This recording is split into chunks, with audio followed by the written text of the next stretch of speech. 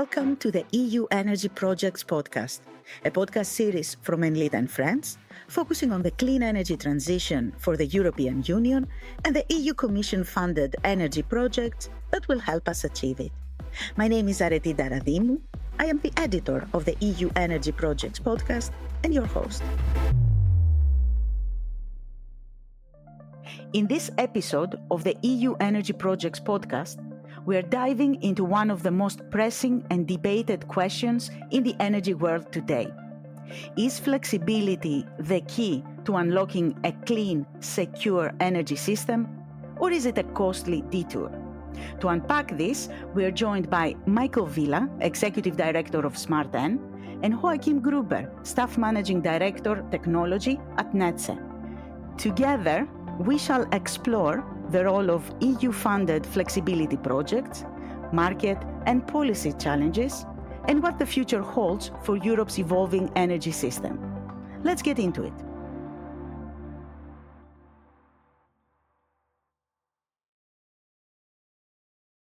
Michael, Joachim, thank you very much for being here today. How do you define flexibility in the context of the energy system? Joachim, would you like to start? Yeah, I mean, you can define it quite easily, I think, in a very generic way.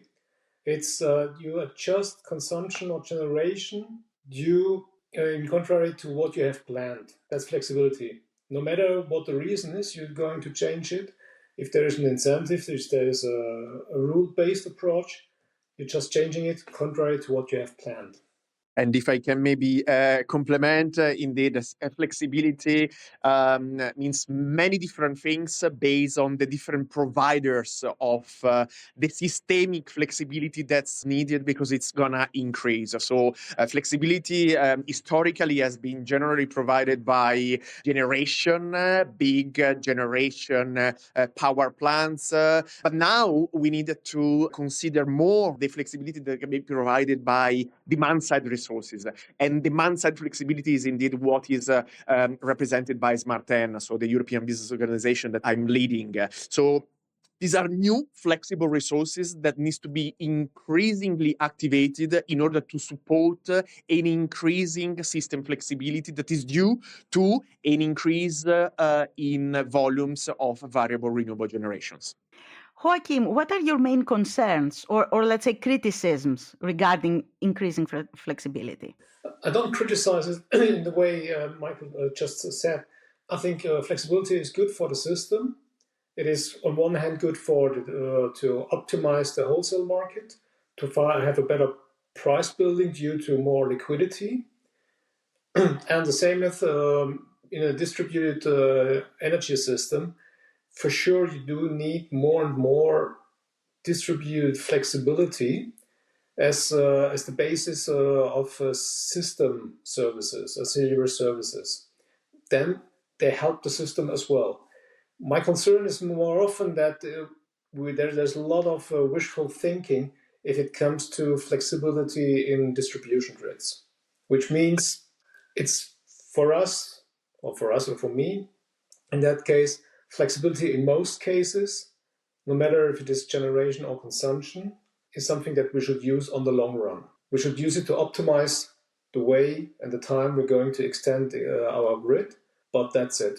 And for sure, in 2% of any cases, to prevent a lot of investments for very few occasions where we would need it. The physics. Michael, do you agree with Joachim?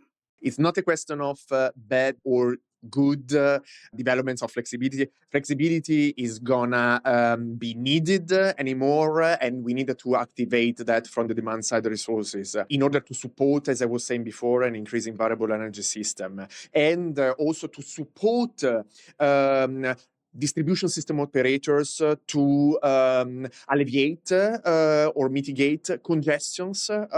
Flexibility from the demand side can also support transmission system operators to keep the system in balance. Flexibility from the demand side can also be provided as a resources to reduce wholesale electricity prices for all. So there are different advantages of having that resources activated. At distribution system levels, we see major potential. At the moment, distribution system operators are not setting up local flexibility markets to use the flexibility of connected consumers. And if this is gonna be done more in higher volumes, we will have an optimized use of existing networks. The European Commission, notably the Joint Research Center, is saying that the average utilization rate of low voltage networks is 21%. So there is a huge potential that needs to be done in order to maximize the use of connected consumers in a market-based way. So that's why we need to have local flexibility markets to support the system. This is only a way of helping the system to work in a much more efficient way. What is needed? First of all, an incentive to the distribution system operators to go in that direction. So the national regulatory authorities needs to incentivize this OPEX investment that distribution system operators needs to make in order to procure the flexibility from connected resources via the support of trading platforms set up by independent market operators, but also the use of aggregation of virtual power plants that pool the distributed flexibility from different assets and reply in the activation of these resources in a market-based way based on the systemic needs identified by the distribution system operators. This is the contribution of flexible demand to distribution system operators' needs. There I really just to add, or I mean, not to add, I mean, this is the thing that the major concern. We're speaking here about the system. The DSO is not responsible for the system. This is the TSO. The TSO has to define the needs, and our task is more or less, for me, that we have to build a grid that is capable to provide the services needed by the system. With having a congestion market on a very local perimeter, this is taking away liquidity from the system, from the market for the system. So is it safe to say that the current energy system is not flexible enough? And if so, why, would you think? Joachim? I think for the moment the system is flexible enough in terms of maybe after Spain not anymore that much, but we said at the moment there is enough flexibility to respond to all the needs of the system. But this is limited resources, or this is limited prices there, which means if we would have a more liquid market, prices would go down, and which would make the system in itself cheaper, which is, I think, something an objective that we should all try to obtain. Yeah, the point here is that the system flexibility needs, in particular the daily system flexibility needs, meaning the intraday fluctuations, will dramatically increase from now to 2030 by 133%. And from 2030 to 2050, they will increase by 250%. So, yes, the system is generally in balance, but because of these dramatically increasing needs, then we needed to activate as many flexible resources as possible, including from the demand side. And then maybe to revert to what Joachim was saying before, because of these systemic needs, then flexible resources should support distribution system operators, which should not have only a responsibility in building new lines, reinforcing the grid, but because they are neutral market facilitators, as set by the European electricity market design, they need to facilitate the activation of these flexibility from connected consumers in a way that is allowing flexible consumers to contribute to a smarter, more efficient operation of their networks. What we don't want, and what we don't think is actually is efficient, is that distribution system operators directly disconnect connected consumers. this is not demand-side flexibility. This is not a way to profit from flexibility from decentralized energy resources. And this is actually going to undermine electrification because, we see that happening in many different countries, also the Netherlands, where it's, let's say, a front runner in local flexibility markets, or anyway, a smart management or use of networks. When there are distribution system operators are disconnecting the charger of electric vehicles, then you are undermining the uptake of e-mobility. While otherwise, if there would be a market-based way to activate these resources, then consumers, with the support of the flexible demand management industry, so specific business models, will be capable of deciding to react or not to that system need and being remunerated for that kind of contribution. And this is something that can happen or should happen very quickly, if you don't want to simply and only invest in reinforcement of the grids. That's the tendency that has been developed until now, to only focus on capex, to only focus in grid reinforcement, to only focus on wires. Now we need to think about non-wire alternatives because they are more cost effective. There, I think, no, that's not true. Because I give you the example. It's quite easy to extend a grid, a line, a feeder line in the low voltage level. You may pay 50,000, 100,000 euros. This is an investment you're doing over 40 to 50 years, which means 2,000 euros a year, which means we have normally 40, 50 households. So you can give the household every year a maximum of 40 euros to participate in these flexibility markets. This is not taking into account the process costs, the balancing processes that have to be maintained, as well not the investment on the DSO level and as well on the consumer level to provide this flexibility, because it's not like built in the system of the customer that he can participate in these markets. So there's additional costs. But Joachim, we need to also think that the flexibility from connected consumers should not be only activated for DSOs services. No, they're definitely not. I think that they have to be activated. Even I think it's mandatory that they are available for the wholesale market as well for the ancillary services for the market there. But the moment I'm going to have the constraints in my grid, they will never see these markets. So then these overlaying markets will never see this flexibility.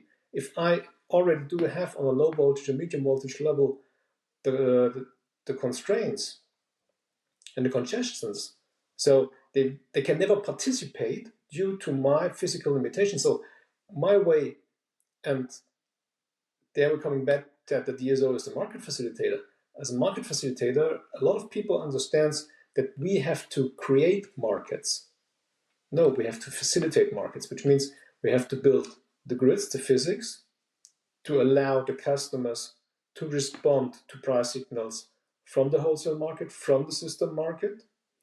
As well, we are the neutral data handler, because this is also market facilitating.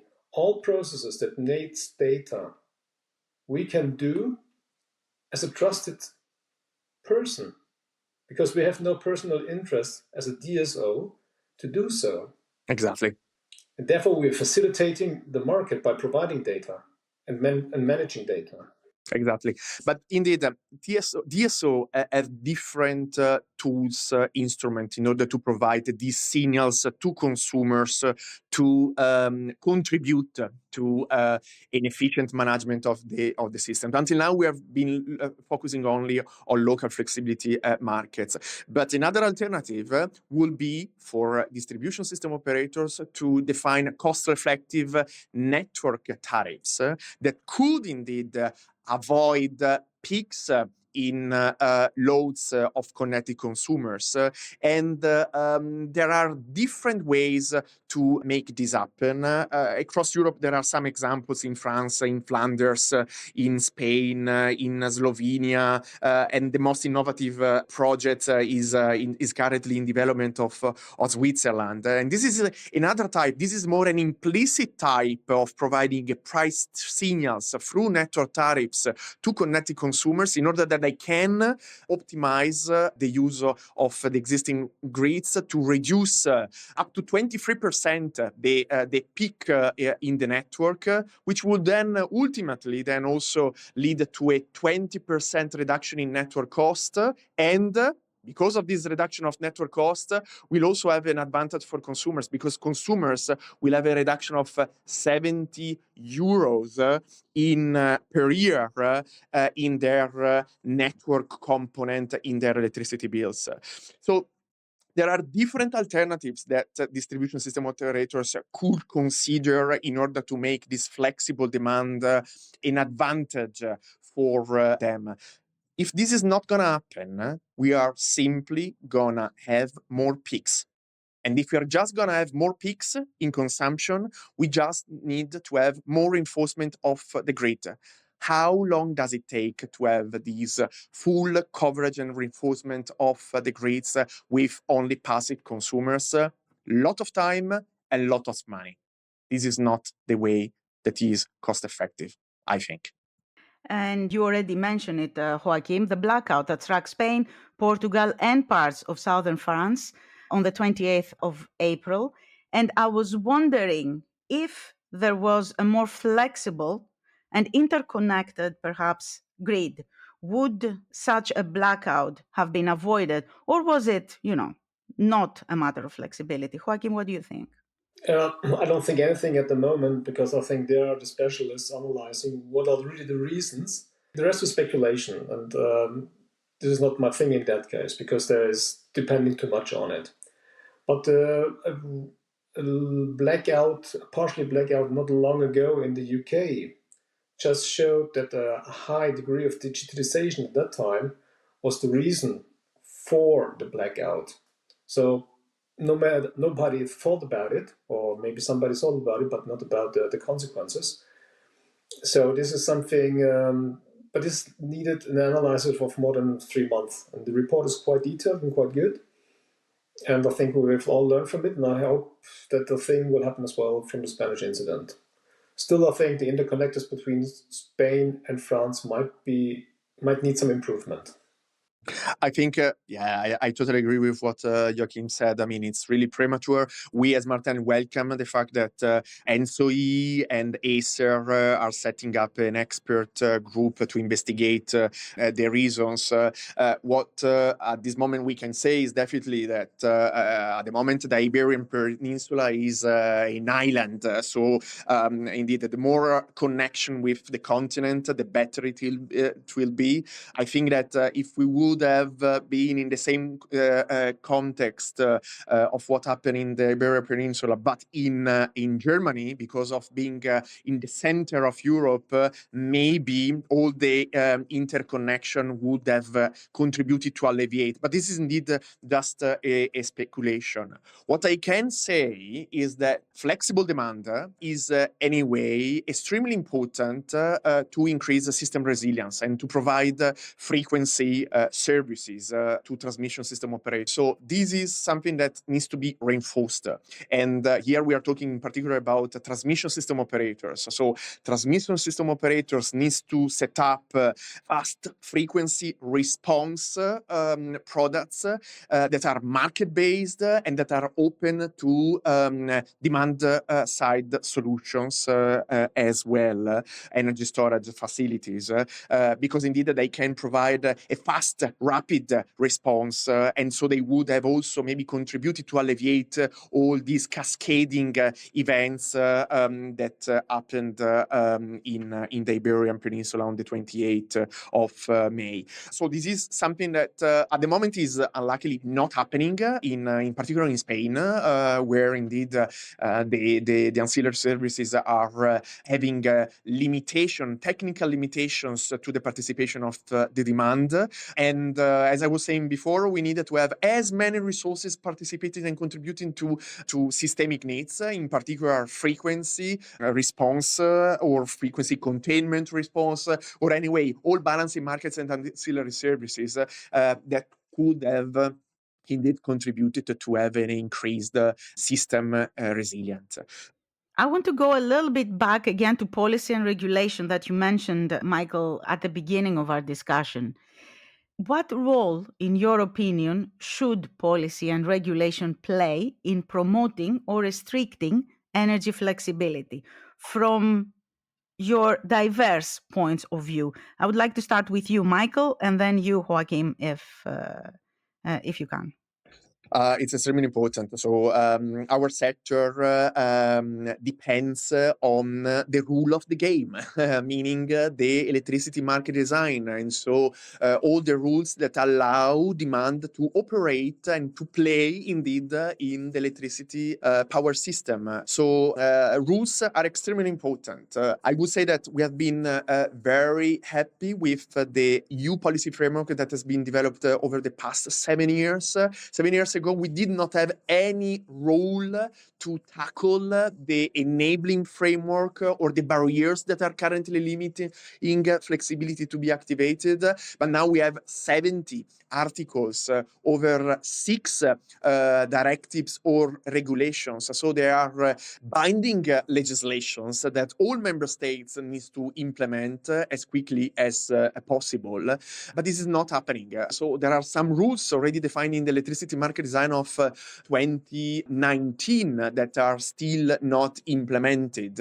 And because of that, last year, SmartEn developed an implementation guidebook. So really to explain these provisions and to suggest ways on how member states need to implement these rules in a as harmonized as possible way across Europe, because indeed we do not need 27 different schemes. We needed to have harmonized rules as much as possible so that flexibility can be activated across borders in a smooth and seamless way. We think that this will need to happen very rapidly, because if this is not going to happen, as I was saying, we are just going to increase or experience several congestions at local level. We are going to have many curtailments of renewable energies that are just going to kill then the business models of renewables producers. And we are just going to increase costs for consumers, being from a households to a energy intensive industries. And we cannot afford that. Yeah, I think regarding regulation, I think what I do read quite often is that everybody says things have to be market-based flexibility products. There, as a DSO, I would like to have a more open approach, which means a market approach can be a good one, but also rule-based, and every other schemes should be in the game as well. And in that moment, it also should, depending on the situation, up to the DSO to choose out of this toolbox. A mandatory market-based flexibility market, especially for low voltage and medium voltage grids, is quite often, I think, not the best one. But definitely, if the market is liquid enough, market-based is still the best price-finding tool to have in the box. Therefore, I think this is something we should keep always in mind. The other thing is where harmonization is not too bad, but it takes time. Even if Michael says, and I agree in general, that speed is the key, we do know from market processes and from adjusting IT systems, it takes a long time from the consultations, even on a national level. But this is something on a European level, a harmonization will take a decade. There I'm quite sure about. which is sad to say, but I think we should be realistic of what is feasible. Doesn't mean that it is not an aim that we should all have. Yeah, I agree. But in this case, I mean, hopefully the network code on demand response might help. And actually, we have big expectations. You know, if a network code is defining ways for DSO, TSO to procure flexibility in an harmonized way, that would set the scene for this harmonized approach. However, in the current draft, there are a lot of terms and conditions that needs to be defined at national levels, and then exemptions and so on. And so, indeed, we are just going to have 4,000 different schemes, as many DSOs, and this is just gonna create more complexities than nothing. So, voilà. This is an opportunity. We hope that the European Commission and Acer are grasping that together with TSO, DSO, and the flexible demand management industry. But still, at the moment the hopes are there. Let's try to get to that objective. I completely understand, Michael, because we've seen it in Germany with a scheme for congestion management, or not the congestion management, but managing the consumption of the customer, where it's a rule-based approach where we are obliged to offer flexible tariffs, but every DSO in Germany was free to set the price spread of this tariff. So every flexible provider now has to face 800 to 900 different tariffs, which is not manageable, which is really an issue, I think. But I think the regulator understood it, and maybe we will see an adjustment to that in the future. So, Michael, on the 20th of May in Brussels, we're having the latest SmartEn summit, which is called Great Flexpectations. By the way, congratulations on the name. It is amazing. Can you tell us a little bit about it?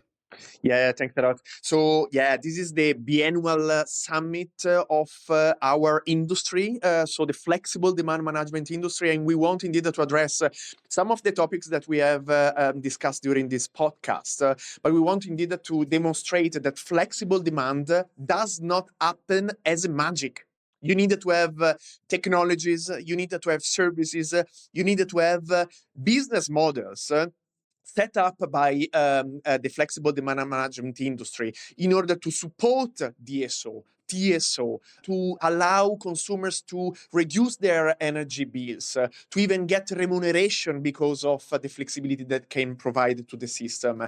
The opportunity that the flexible demand management industry can provide to energy-intensive industries to keep producing in Europe while increasing their competitiveness, and how the flexible demand management industry can actually support for a more resilient energy system. So this is an extremely important, crucial clean tech industry. It needs to be recognized as such. Until now, there has been a lot of focus on the renewable generation industry, but we are understanding more and more that only focusing on generation might create issues. We need to integrate in a cost-effective way these variable renewables, and the flexible demand management industry is indeed the industry that can make this happen. So join us for this day of our summit on the 20th of May in Brussels. There are over 30 speakers, over 10 sponsors, so it's going to be very interactive and insightful opportunity to exchange with us, the flexible demand management industry, but also transmission system operators, national regulatory authorities, European and national policymakers. So you are all invited. And Joachim, definitely you are going to be one of our guests, I hope. I know for sure that I'll be one of your guests, Michael. I'm looking forward to attending Great Flexpectations in Brussels on the 20th of May. Joachim, Michael, thank you both very much for this really, really interesting discussion, and looking forward to rediscuss flexibility with you in the near future, perhaps in a follow-up episode. Thank you both very much. Thank you. Thank you, and see you soon. You've been listening to the EU Energy Projects podcast, a podcast brought to you by Enlit and Friends. You can find us on Spotify, Apple, and the Enlit World website. Just hit subscribe, and you can access our other episodes too. I'm Areti Ntaradimou. Thank you for joining us.